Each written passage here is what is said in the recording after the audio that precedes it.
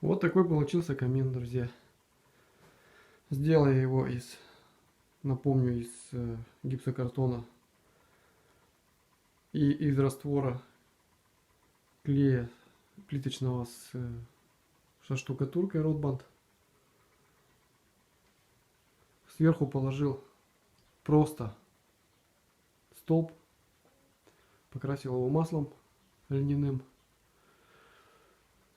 И вот в итоге получился такой камин. Ну, естественно, декоративный.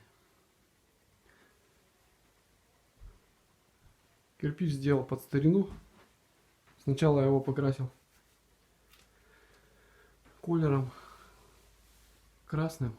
И некоторые кирпичики покрасил более темным коричневым цветом. Фактура вот видно. Состаренная.